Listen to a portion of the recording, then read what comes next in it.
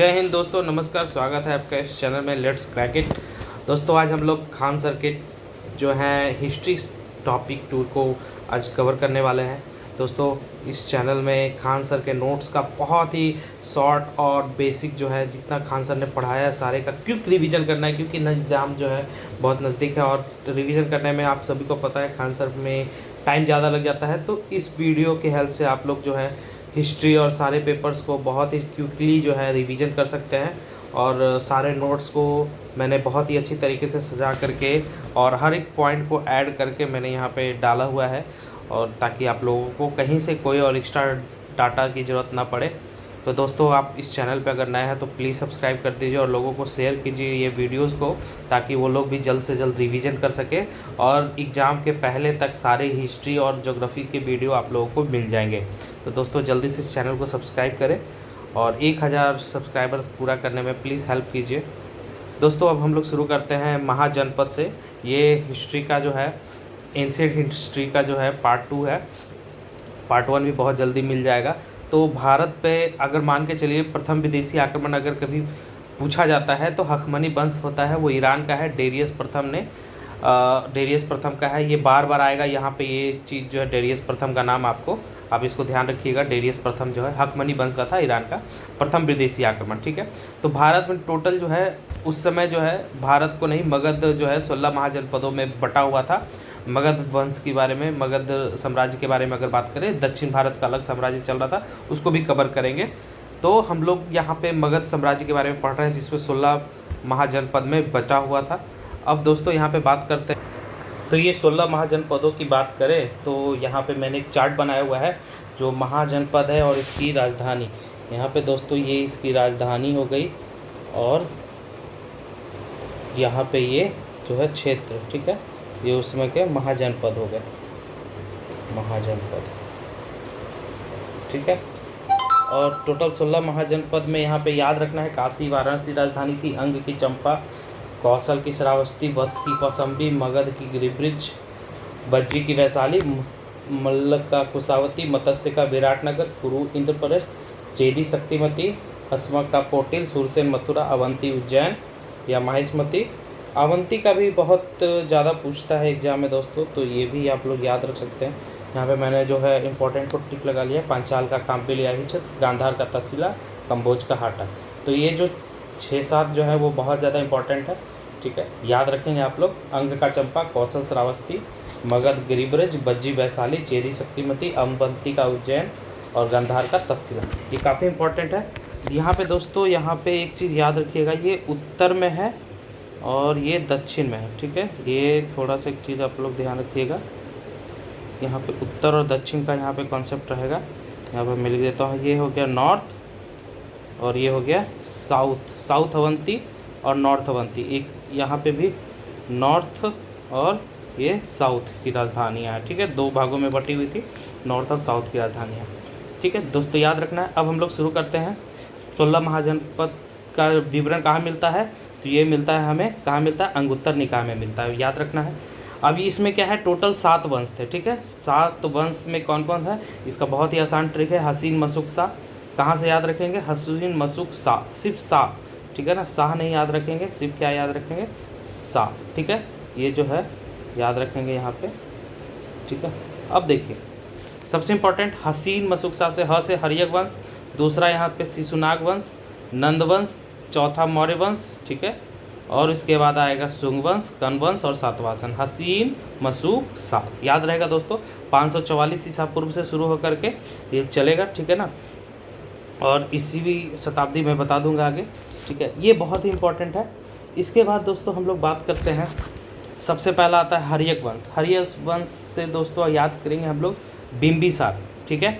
तो हर्यक वंश का संस्थापक कौन था, बिंबिसार था, बहुत इंपॉर्टेंट है यहाँ पे दोस्तों, ठीक है। और बिंबिसार यहाँ पे याद रखेंगे, ये बिंबिसार, ठीक है ना, मगध साम्राज्य का संस्थापक था। इसकी राजधानी कहाँ थी, राजगीर थी या राजगिरी थी, ठीक है। ये क्या करके, ये विवाह करके मगध साम्राज्य को बढ़ाया करता था, ठीक है। और इसके अलावा जो है क्या था इसमें, ब्रह्मदत्त जो है यहाँ पे, ठीक है, राजा था वहाँ पे, उसको क्या कर दिया था, जो राजा था यहाँ पे तो ब्रह्मदत्त को हरा करके इसने अंग को बिंबिसार ने मिला लिया था हर्यक वंश में, ठीक है। तो ये मगध साम्राज्य में मिला लिया ब्रह्मदत्त को हरा करके। अब अवंती जो है इसका क्या है, अवंती जो है यहाँ पे याद रखिएगा, अवंती के जो राजा थे चंद्रपोत, ठीक है, ये मध्य प्रदेश में है। ये क्या हो गए थे, बीमार हो गए थे। क्या हो गए थे, बीमार हो गए थे। तो इनको ये दरबार में एक रहते थे चिकित्सक, क्या नाम है, बहुत याद रखिएगा, चिकित्सक का नाम याद रखिएगा जीवक। यहाँ पे मैं अंडरलाइन करता जाऊँगा, जीवक। ये क्या किए, चंद्रपोत राजा को, ये जो बीमार जब हो गए तो ये वैद्य बन करके गए, वैद्य थे ये, और इसका इलाज किया और ये सही हो गए।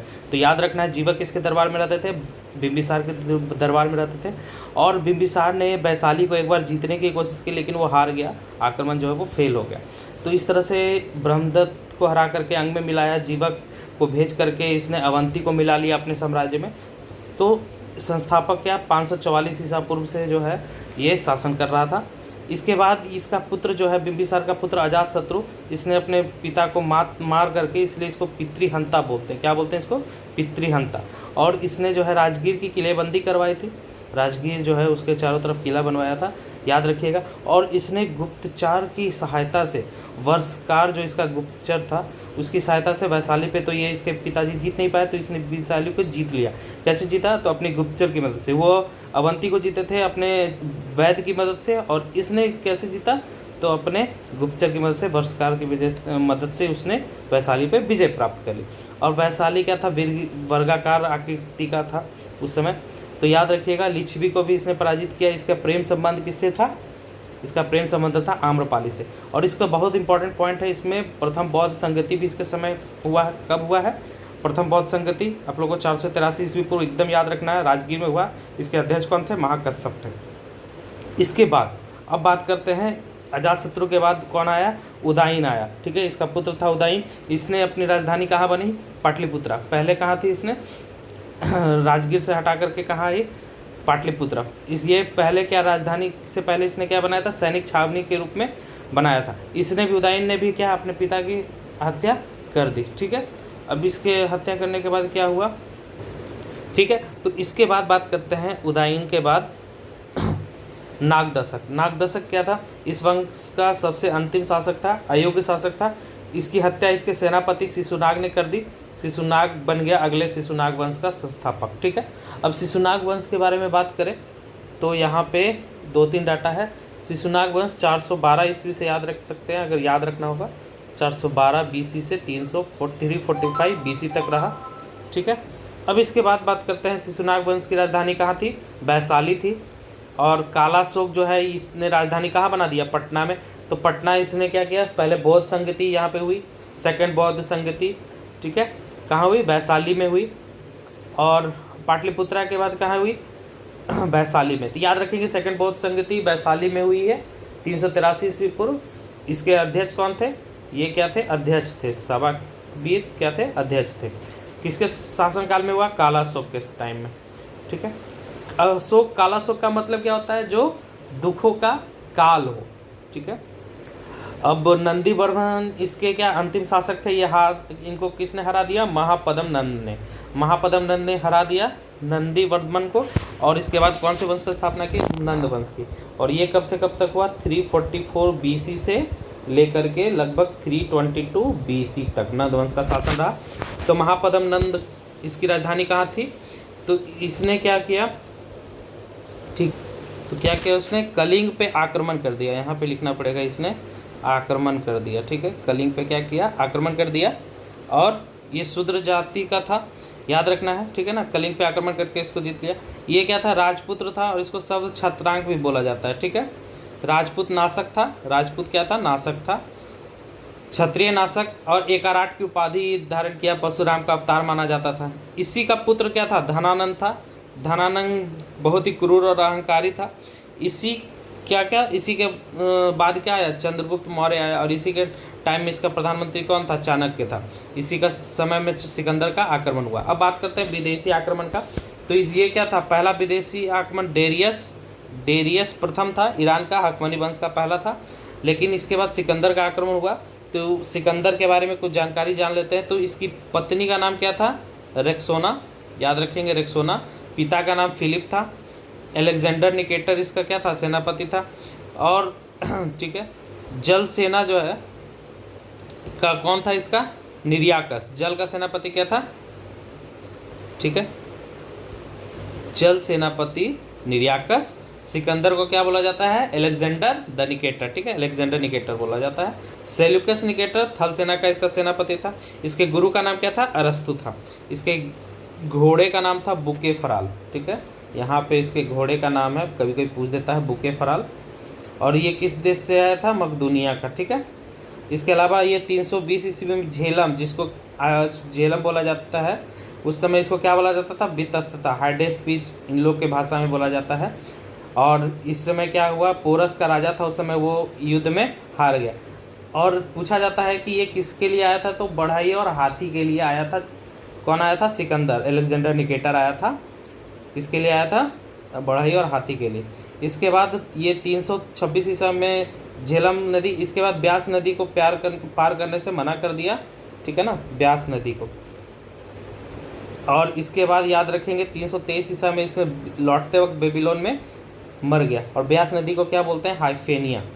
वहाँ क्या नाम दिया गया? हाइफेनिया। ठीक है, याद रखेंगे 16 महाजनपद में, ये बहुत इंपॉर्टेंट है। अब बात करते हैं मौर्य वंश। तो मौर्य वंश का कब से कब तक हुआ? 322 ईस्वी पूर्व से, यहाँ थोड़ा सा सही कर लेता हूँ, 322 BC से, ठीक है, ये आ गया 185 BC तक। ठीक है, बहुत याद रखना है। ठीक है, खान सर का बहुत इंपॉर्टेंट ट्रिक है, हसीन मसुक सा। तो हसीन से हो गया हरियक, इसके बाद म से हो गया मौर्य वंश। ठीक है, शिशुनाग हो गया, नंद हो गया, इसके बाद आ गया म से मौर्य वंश चौथा नंबर पर। ठीक है, मौर्य वंश का संस्थापक सभी को पता है चंद्रगुप्त मौर्य है। ये भारत का मुक्तिदाता के नाम से जाना जाता है। किससे मुक्तिदाता था? यूनानियों से। और इसकी राजधानी क्या थी? पाटलिपुत्र थी। ठीक है, याद रखेंगे। इसका प्रधानमंत्री कौन था? चाणक्य। और इसके जो है सेल्यूकस निकेटर, ठीक है ना, उसकी बेटी का नाम क्या था? कार्नेलिया। इसी से इसकी शादी हुई थी। कार्नेलिया से चंद्रगुप्त मौर्य का विवाह हुआ था। चंद्रगुप्त मौर्य कौन धर्म को मानता था? जैन धर्म को मानता था। इसके शासनकाल में एक राजदूत आया था। कौन आया था?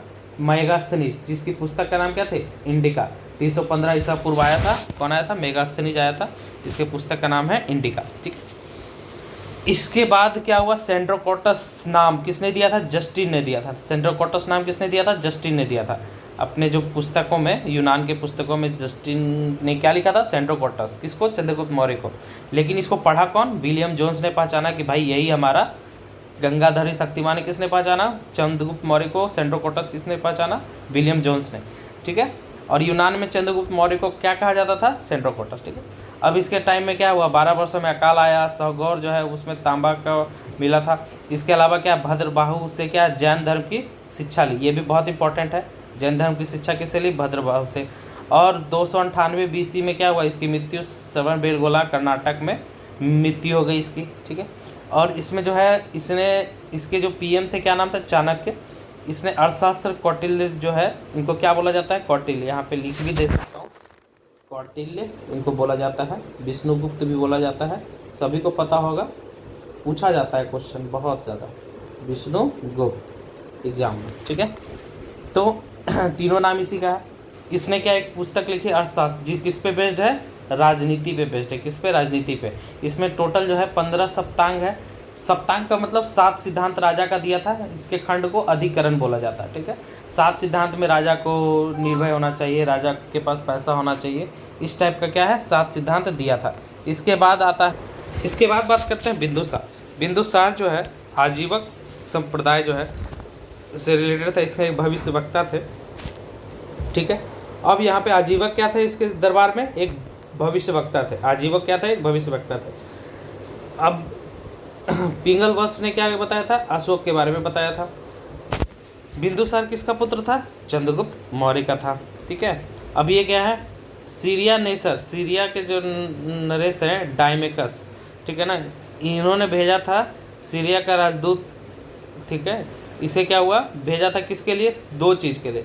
भाई इसको चाहिए था शराब और टीचर। ये किसके लिए आया था? बिंदुसार के दरबार में आया था डायमेकस, इसको चाहिए था।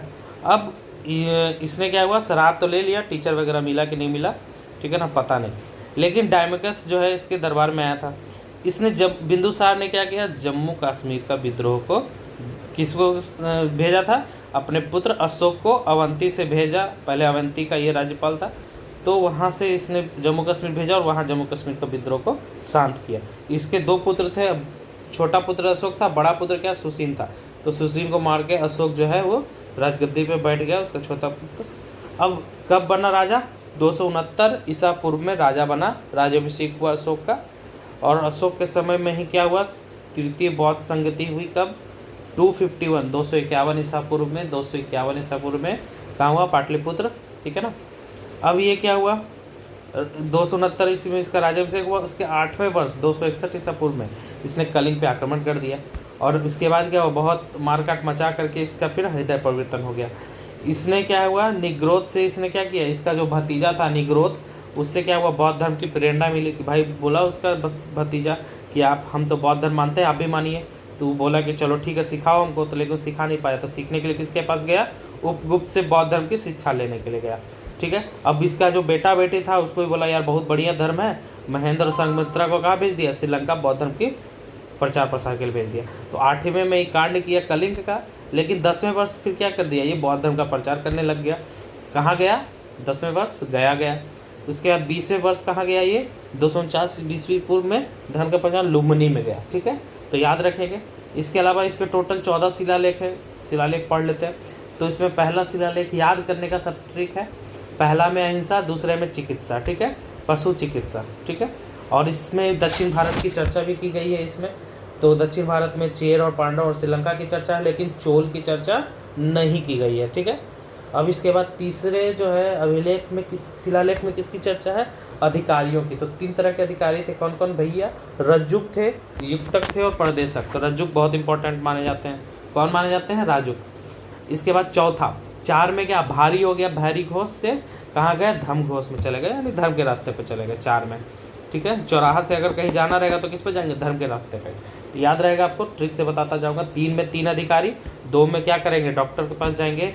2 नंबर क्या काम के लिए? डॉक्टर के पास जाएंगे, ठीक है, पशु चिकित्सक। और पहला में तो याद रखना है अहिंसा है ही भाई, अहिंसा परमो धर्म। जब 5 की बात आएगी तो 5 आचरण, धम्म महामात्र जो है आचरण सिखाया गया, धम्म महामात्र, ठीक है ना। वहाँ मतलब याद रखना 5 में आचरण, ठीक है, आचरण सिखाने के लिए धम्म महामात्र की नियुक्ति की गई। और 7वां जो है सबसे बड़ा शिलालेख, ठीक है। और 8वें में क्या है? धम्म यात्रा की चर्चा की गई है। 10वें वर्ष कहाँ से शुरू किया गया? धम्म यात्रा गया से, ठीक है। और 12वें में किसकी चर्चा की गई? स्त्री महामात्र की, स्त्रियों के बढ़ावा देने के लिए स्त्री महामात्र की चर्चा की गई है। और 13वें में तो पता ही है सबको, कांड हुआ है कलिंग युद्ध की। और 9वें में याद रख लेना है धर्म और दान में अंतर, ठीक है। अब इसके बाद है कि अभिलेख लिखने की प्रेरणा किससे मिली है? तो डेरियस प्रथम से। ईरान का जो शासक था प्रथम जो है ये डेरियस प्रथम जो है उसने भारत पे पहला आक्रमण किया था, उसी से अभिलेख लिखने की प्रेरणा ली थी। इसके बाद अभिलेख जो पढ़ा गया, पहले किसने पढ़ा? जेम्स प्रिसेप ने पढ़ा था, याद रखना है। इसके अलावा जो सबसे ज़्यादा किस लिपि में मिला? 4 लिपि में मिला है। जो शिलालेख लिखा गया, अभिलेख लिखा गया, वो किस लिपि में है? 4 भाषा में, 4 लिपि में है। सबसे ज़्यादा मिला है ब्राह्मी में, ब्राह्मी सबसे ज़्यादा जिसको पढ़ा है जेम्स प्रिसेप ने। दूसरा बात ये क्या है? खरोष्टी, ये पाकिस्तान में मिला है। खरोष्टी कैसा लिखा जाता है? उर्दू जैसा लिखा जाता है, ठीक है। उसके बाद बात करेंगे तीसरा जो है अरमाइक, कहाँ है? अफगानिस्तान में मिला है। और ग्रीक जो है लिपि कहाँ मिली है? अफगानिस्तान बॉर्डर पे, ठीक है। इसके बाद अगर गुर्जरा और मस्की अभिलेख की बात करें तो गुर्जरा और इसमें क्या है? अशोक का नाम अशोक मिलता है। बहुत इंपॉर्टेंट पॉइंट है, गुर्जरा अभिलेख में अशोक का नाम अशोक मिलता है। गुर्जरा कहाँ पे है दोस्तों? गुर्जरा है गुजरात के बगल में, यानी मध्य प्रदेश में, ठीक है। गुर्जरा से याद रखेंगे गुजरात, और मास्की से कर्नाटक। दोस्तों इसके बाद बात करते हैं बराबर की गुफा संबंधित है किससे? आजीवक संप्रदाय से। अच्छा, अशोक का नाम क्या मिलता है सभी जगह? प्रियदर्शी। उसने क्या अपने आप को बताया था कि मैं प्रियदर्शी हूँ। और MP में कौन सा अभिलेख मिला है? गुर्जरा का, अशोक का अभिलेख, ठीक है ना। ये खुद का नाम अशोक कहाँ लिखा है? गुर्जरा और मस्की पे, ठीक है। भब्रो अभिलेख कहाँ मिला है? राजस्थान में। उसने उसको क्या बोला है? अपने आप को सम्राट बताया है। खुद को सम्राट किसमें बताया? भब्रो में, भब्रो अभिलेख राजस्थान में। और बौद्ध के त्रिरत्न का चर्चा भी किसमें हुआ? भब्रो अभिलेख में। सबसे छोटा जो अभिलेख कहाँ से मिला है? रूमनेदेही, नेपाल से मिला है, बहुत इंपॉर्टेंट है। रूमनेदेही सबसे छोटा और सबसे बड़ा सातवां। कौशाम्बी में अभिलेख में क्या है? अपनी पत्नी जो है का चर्चा किया है। अपनी पत्नी का नाम क्या है? कारूबाकी उसकी पत्नी का नाम है। इस अभिलेख को कहाँ कौशाम्बी से उठा करके कहाँ लेके चला गया अकबर? इलाहाबाद लेकर चला गया, ठीक है। अकबर बहुत महान थे, इलाहाबाद इसको उठा के लेके चले गए। इसके अलावा टोपरा और मेरठ में, ठीक है, एक अभिलेख मिला जिसको फिरोज शाह तुगलक कहाँ उठा के लेके चला गया, दिल्ली लेके चला गया। टोपरा कहाँ है, हरियाणा में, ठीक है। और बिहार में इंपॉर्टेंट है, 3 अभिलेख मिला है, कहाँ कहाँ, रामपुरवा, लौरिया, ठीक है ना, और चंपारण, जो 7वां बड़ा अभिलेख चंपारण का है, ठीक है ना। तो लौरिया नंदनगढ़ और लौरिया अरराज, ठीक है, ये बिहार में 3 मिला है। और चौथे शासक कौन थे, महेंद्र, ठीक है, महेंद्र थे। इसके अलावा जो है, ठीक है, बहुत इम्पोर्टेंट है, ये जो है आपको याद रखना है, अंतिम शासक कौन था, बृहद्रथ। अंतिम शासक कौन था, बृहद्रथ, ठीक है। और इसमें याद रखते हैं कब पढ़ा था, जेम्स प्रिसेप ने कब पढ़ा था, 1837 में। ये सब डेट पूछता है कभी कभी, 1837 ईस्वी में पढ़ा था, ठीक है, याद रखना है। चलिए अब इसके अलावा बात करते हैं, मेगास्थनीज भी इसी के दरबार में आया था, किसके दरबार में, चंद्रगुप्त मौर्य के दरबार में। ये हमारा हो गया अंतिम शासक बृहद्रथ। इसकी हत्या किसने की, इसकी हत्या की पुष्यमित्र शुंग ने, ठीक है। ये क्या थे, पुष्यमित्र शुंग ब्राह्मण थे, ठीक है। अब इसके बाद क्या था, इसके बाद था एक, इसके बाद अच्छा एक बार याद रखिएगा, महेंद्र के बाद क्या था, दशरथ, ठीक है, इसका पोता था, ठीक है ना। इसने अजीकों के लिए 3 गुफाएं बनाई थी, ठीक है ना। ये जो है गया में, ठीक है ना, 3 गुफा इसी के शासन काल में बनाई थी, ठीक है, दशरथ के काल में, याद रखिएगा, ठीक है। दशरथ ने अशोक की भांति देवन प्रिय की उपाधि ग्रहण की, ठीक है, याद रखना है।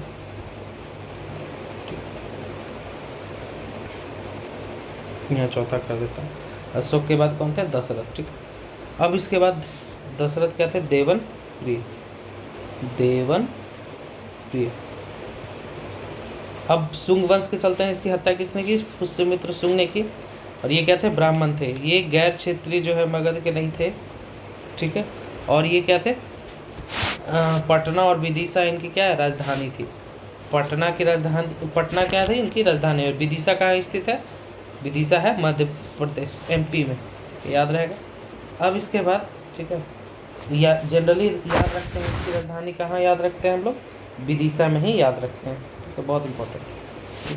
अब इसके बाद, ठीक है, इसमें एक पुरोहित थे, क्या नाम था इनके पुरोहित का, पतंजलि, ठीक है, यहीं पे कहीं लिखा है इसके, पतंजलि क्या है, पुरोहित का नाम क्या है, पतंजलि, यहाँ पे बहुत इंपॉर्टेंट है, पतंजलि, पुरोहित का नाम पतंजलि।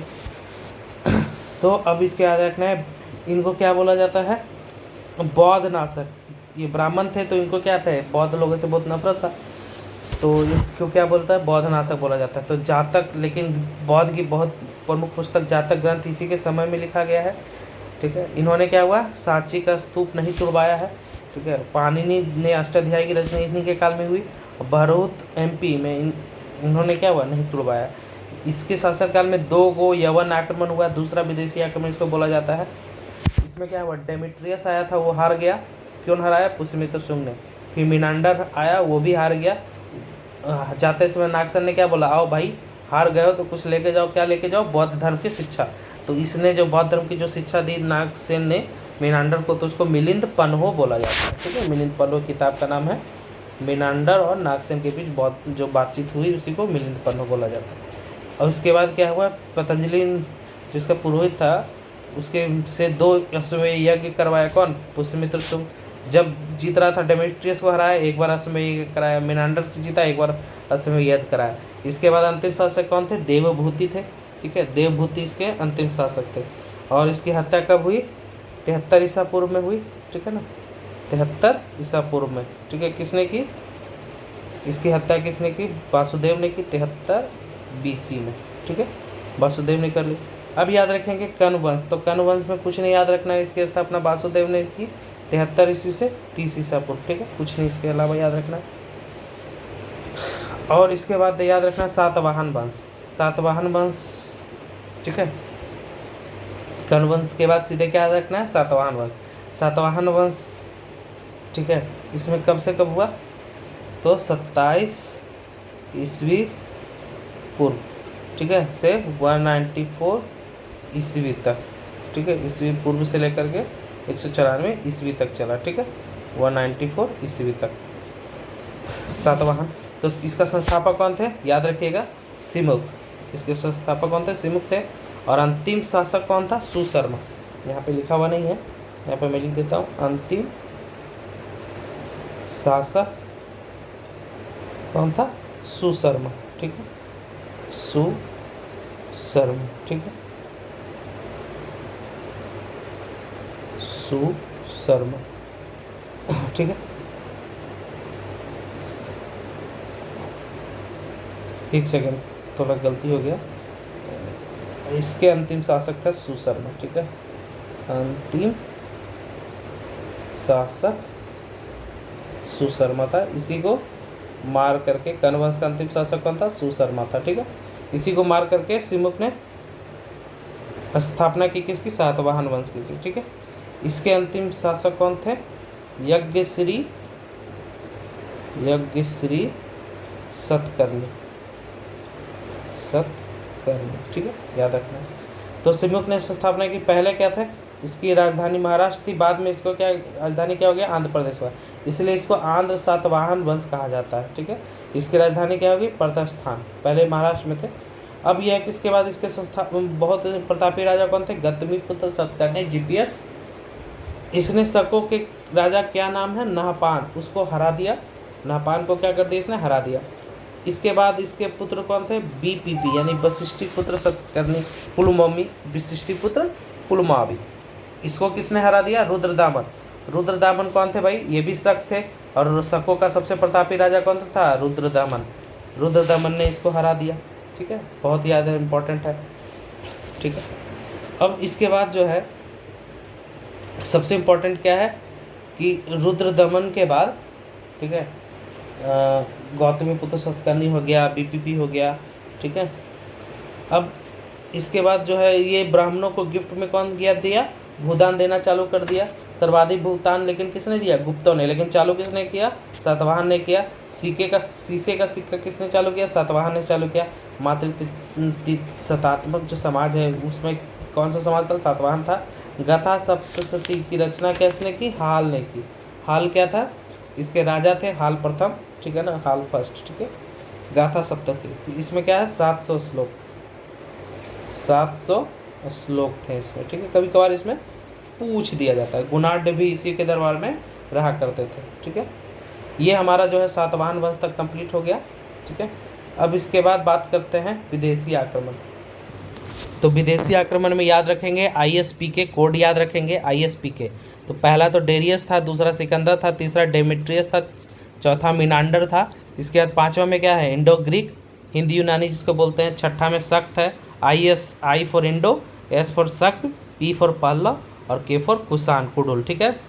तो याद रखिएगा कुषाण कहाँ, चाइना वगैरह के मध्य एशिया से आए थे, ठीक है। तो हिंदी यूनानी मतलब ये यूनान के थे, ठीक है ना। इन्होंने सोने का सिक्का चलाया, ज्योतिष विद्या और ये सब गणित में निपुण थे। तो इंडो यूनानी से इतना ही याद रखना। शक जो है ये क्या, क्षत्रप जो है इसके राजा कहलाते थे, ठीक है। रुद्रदमन इसका बहुत प्रतापी शासक था, इसने जूनागढ़ का अभिलेख बनवाया और इसकी भाषा जो है संस्कृत थी।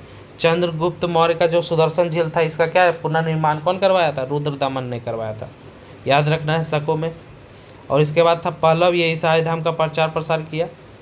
आठवां था कुषाण, ठीक है, इसका संस्थापक कौन था, कुडुल कफिसेसस, ठीक है। इसके बाद दूसरा नंबर पे क्या था, विन कडिफिसेस था, ये मध्य एशिया से, ये किससे शैव धर्म को मानते थे, ठीक है। इसके बाद आते हैं तीसरा नंबर पे कनिष्क। कनिष्क का राज्याभिषेक कब हुआ, 78 ईसा, ठीक है, 78 ईस्वी में हुआ था। तो बौद्ध संगति जो है यहाँ पे, चतुर्थ बौद्ध संगति इसी के शासनकाल में हुआ था। इसके कौन थे, वसुमित्र थे, ठीक है। और शक संवत इसी से 78 ईस्वी से चला।